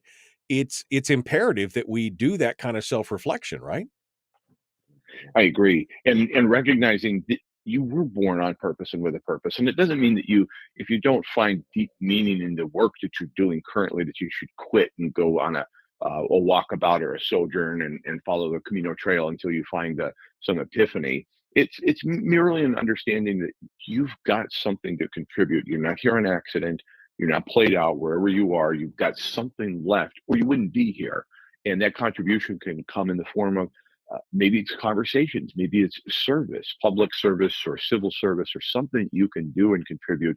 Maybe you're supposed to be writing your memoir. Maybe there's something. Imagine if your great grandfather had left you a manuscript of sort of a retelling of his life and what he'd learned, or grandmother, and all those kinds of things. So it comes back to something I talk about a lot, in journaling and just making yourself aware, or being aware of who you are, where you've been, and where you want to go. But there's so much left to contribute in ways that maybe you don't think would make a difference, but probably are. The conversations you've seen a lot in your life, and you've seen a lot more than me. What if you were to share that? What if you were to share your perspective on how you see the world today, and not with a finger wagging in the face of the young people the way it used to be, but literally trying to make a difference and influence where you are. You don't need a huge platform to do it. You can do it right where you are, one-to-one. In fact, most change happens on a one-to-one level. You don't need one to millions to make a difference. You can make a difference where you are with what you've got. Final thoughts, Chris Story here before I let you go. I would recommend, if you don't have it in your library, Viktor Frankl's Man's Search for Meaning. And so when people say, oh, you don't follow your purpose, bring your purpose with you to work and all that. I understand there's a whole argument around that and the nomenclature of it. What Viktor Frankl helps you see, and it's a book I read at least once a year, is that in suffering, there can be meaning, and there will always be suffering. And your suffering may feel like it's the pinnacle of all suffering in the world. When you read what he went through with the people of Auschwitz and all the different places in Germany during that experience went through, and yet he came out on the other side with a sense of understanding and meaning, you can't help but move you. So I say grab that book, read it. It's a short read, it's a deep read, but it's awesome, and it will change your life. Chris Story, the man from Homer. Appreciate you coming on board, my friend. Thanks for being part of it today. As always, it's good to talk with you. Hold the line for just a second. Folks, we got more coming up. The Michael Duke Show. Common sense, liberty-based, free-thinking radio. Back with more after this. Streaming live every weekday morning on Facebook Live and MichaelDukesShow.com. Chris Story, author of the book, The Backyard Millionaire. And, of course, Born to Live. And, of course, The Making of Man. And, of course, now the new one, which is The Watchman. and more. Finding purpose, finding a vision, finding a goal, finding one that can outlast what it is that you do as an occupation, right? I mean, that's what kills me, Chris, is that, I mean, even what do you do? Well, I'm in radio, or I'm a voice actor, or we identify with what we do. Maybe I Mhm. should change it to, I hate this term, but I'm an influencer. I'm an influencer. I'm a creative. I'm a, I, Mhm. You and I, Kim Kardashian. yeah, Yes. me and Kim Kardashian, we're creatives. Well, maybe it's not in the answer, but it is in the question. The question, you could turn it around. And so in the opening to The Making a Man, and I reused the line in the opening to The Watchmen, I'll probably reuse it in all of the Jacob Mann books is, he says, I'm a real estate agent. I don't tell you that to impress you. Why would I? This is simply the answer to the great American question. What do you do? And that kind of is our great American question. And maybe we can influence change there and just say, what do you like to do? Maybe right, that's it. Maybe not what do you do, but what do you like to do? And then you hear this whole other side of somebody, or you find out that they are incredibly passionate about what it is that they do. And it does define who they are right, today. And then, but just that looking towards, I don't mind when somebody says, well, what are you doing? I say, oh, I like what you said, entrepreneur. I sort of embrace that title because it's a large umbrella. It's a big tent. We do right, production, radio work, publishing, real estate investing, brokerage, consulting, all that kind of stuff. So it all falls under one entrepreneurial umbrella. But at the same time, 4 grandchildren, 2 beautiful, amazing adult daughters that live nearby and work with us. And I mean, there's so many things that but what do I like to do? Oh, I like to also make pottery and, blah, blah, blah. There's right. lots of things that I like to do. And, but I'm also looking forward to that second mountain. I just turned 50. And so a lot of these things are, really present of my mind as I see myself in the next 10 or 15 or 20 years. I just did my 10-year goals over the weekend. I was like, oh, 10 years. Okay. That'll be 60. Okay. Where do I envision myself at 60? And then I know from there, I'm already saying, oh, 10 years from now, it'll be 70. Interesting. And so just the time begins to sort of shift in your mind as the sands weave their way through the hourglass. Right, exactly. And it is kind of awkward to walk up to somebody and shake hands with them and say, "What's your chief definite aim? What's your life's major Right. purpose?" Right? I mean, so it is Hmm. hard, but again, not to get too caught up in necessarily what we do as to what our purpose is. And you're right. Uh, we've got to have something beyond. I personally believe you have to have something beyond yourself to really, Hmm. and this is an opinion. This is to really, because some people will be satisfied just in themselves and in their families and not doing. I mean, I feel like I needed to make a difference in my community. I needed to, have a voice in what was happening and trying to right the wrongs that I see in society, and that's why I chose the path that I did. But that may not be for everybody. I haven't written. I haven't written books. I haven't done stuff like that. But I've done a lot of talking. So maybe But we've got to have a purpose beyond that. And I think faith plays a big part of this conversation of my life.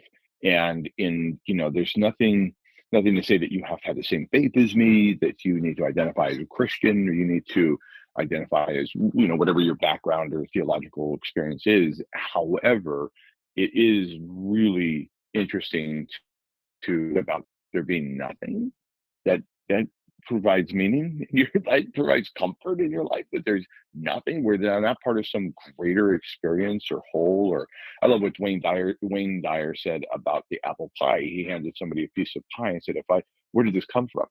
He says, well, what is this? And he goes, well, it's apple pie. How do you know? Because it came from an apple pie. Ah, so what are you? Where did you come from?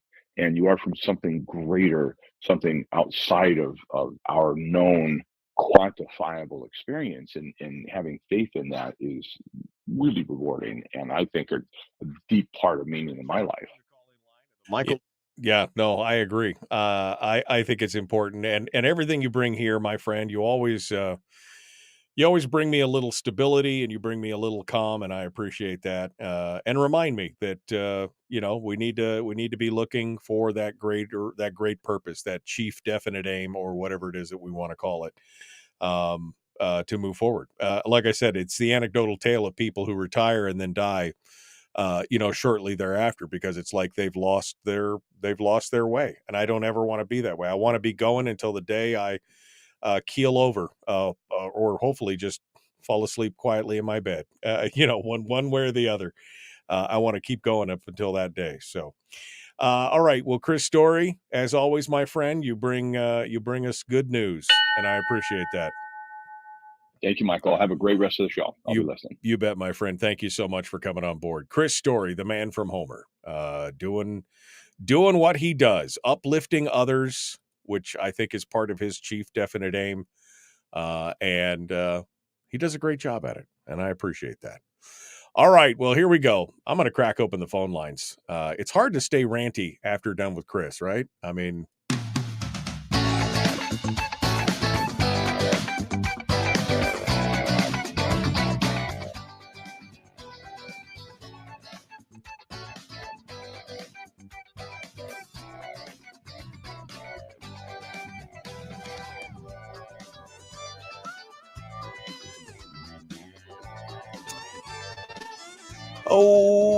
okay. Welcome back to the program, The Michael Duke Show, Common Sense Radio. Just finished up with Chris Story, the man from Homer, who comes in and gives us some great life advice. And we appreciate him doing so.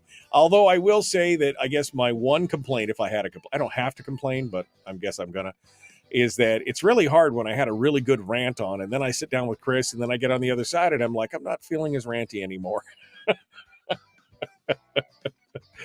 So I tell you what I'm going to do. I'm going to go ahead and open up the phone lines. We haven't done open phones here in a few days, so let's open up the phone lines right now at 907-433-3150. 907-433-3150. We'll open up the lines and see what you guys have to say. We could talk about the legislator stuff. I mean, tell me exactly, how does it feel to get knifed in the back? Because that's what it was. And then just how irate do you feel when somebody like Gary Stevens just says, I just don't know why they don't want to work with us. I'm shocked that they don't want to. Oh, it's just not working. I don't know why. I mean, it's really odd right now. We keep talking about this and we just can't seem to make any progress. I mean, this is the duh moment. Duh. Of course you can't make any progress. When you stick it in and break it off, people are not nearly as likely to want to talk to you as they were a few minutes ago, especially after you promised them you wouldn't do what you just did. This is like Lucy in the football. I promise I won't pull it out of your way one more time. All right, let's go over to the phones and see what you have to say. 907-433-3150. Of course, the whole hour powered by our friends at Satellite West. To the telephones we go. Good morning. Who's this? Where are you calling from? This is Charles again from Fairbanks, and I'm out there. I have a science degree from the UAF, and I learned Francis Bacon's inductive reasoning method. This is the argument you're seeing today. I know you're not going to agree with. You don't want to listen. You don't want to see my point. But this is the argument we're having with science today.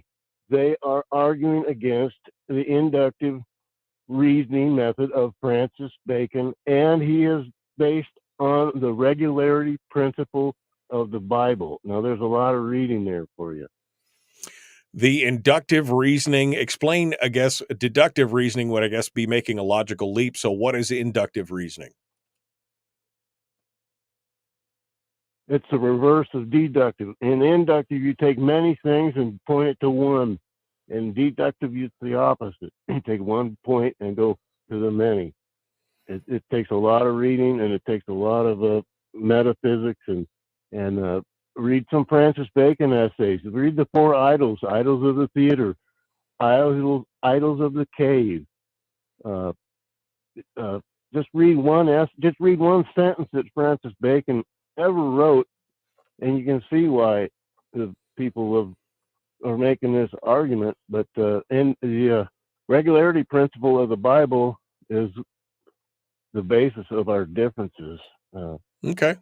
Truly. Well, thank you, Charles. I appreciate that. I'll regularity principle. Look it Please up. read. Inductive reasoning, Francis Bacon. Thank you so much for your call. All right. I don't know why he thought I was going to disagree with him. I don't know enough to disagree with him on that. But, there we go. 907-433-3150. Over here. Good morning. Who's this? Where are you calling from? Good morning, Michael. This is Carlene in Coach. Well, good morning, Carlene. Good morning. Yesterday, Ben Carpenter spoke with us in an interview, and I did agree with him, and he spoke the truth. And you asked, how did we feel? It was very sobering, very serious, and very grievous. What we learned, of course, we already knew, was that we have a deficit of almost $1 billion. We're going to probably take half of our savings, our emergency savings of $1 billion, and then we want to raise this cap limit of $1 billion. The PFD, the dividend, will be gone. The permanent fund over a little time will be gone and will be taxed. That was just incredibly sobering. Yeah. And that looks like the plan right now. I hope someone with more reasoning, like Ben Carpenter was very reasoning, very reasonable. You could hear the reasoning in him. I hope that people will start speaking out. Yeah. And push back. Well, Carlene, I think, I appreciate that. I think a lot of it, at first we need to start with maybe some of your friends and neighbors and finding a alternative to people like Gary Stevens going to the legislature. That would probably help a lot in that regard, if we could do that. Thank you, Carlene, for your call. Let's go over here, take another one. Good morning. Who's this? Where are you calling from? Yeah, James in Fairbanks. Morning, James. Yeah, I just don't understand how they can not bend to the will of the people by moving the legislature to Palmer Wasilla, where the people have voted on it so many times, to where Mr. Smith can actually go to Washington to, address our grievances. Yeah. With Juneau being no man's land, none of us can get there. Yeah. Well, it's been part of the problem. It was reversed to where we were in Wasilla. If we were in Palmer and Wasilla with the legislature, every one of us could show up and let our voices be heard. But the way they got it set up now, they are the king. Yeah. Well, thank you for your show. I appreciate it. Thank you for calling in. Look, this has been one of the reasons why the Charter of Changes calls for a moving of the legislature, the session itself, onto the road system, not moving the capital. That's been voted on 7 times. It passed 5. It was defeated 2. Even when it was passed, they defunded it. They found every reason not to bring it out and put it on the road system because, quite honestly, I think many of those folks just like being where they're at. They like being in the shadows. They like being in their own little fishbowl, not having to deal with people. If you had a bunch of angry folks in your hearing room talking about things like this or coming to your office and demanding that you stop stabbing people in the back, that would probably be uncomfortable. But that's why we've called to have the legislative session on the road system, because I think it's one of the things that needs to happen to get control of our government back. Is it likely to? Is it feasible? Yeah, yes, not easy. We'll have to see if that happens in my lifetime. All right, folks, tomorrow Mike Shower will be joining us, maybe another guest in hour 1. We'll see how that goes down. Appreciate you coming on board. Be kind. Love one another. Live well. The Michael Duke Show.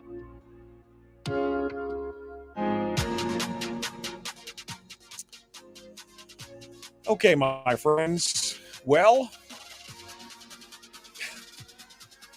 Like having a castle with a moat, a big moat. Yeah.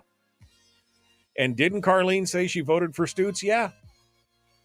People are conundrums, aren't they? There are balls and bundles of conflicting emotions and impulses. You know? It's just one of those things. So thanks for coming in and being part of it today. Harold's got the COVID. Harold, I hope you feel better.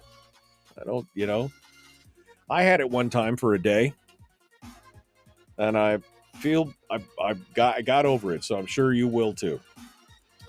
Appreciate you guys coming on board, and thank you for being part of it today. Looking forward to tomorrow. Looks like it might be a sunny day today. I'm kind of excited about that. Appreciate you being part of it. The Michael Duke Show, Common Sense Radio. Be kind to one another. Love one another. Just let those differences go. Find some common ground. Live well. It's all we can ask for when it's all said and done. Thanks for being part of it. We'll see you tomorrow.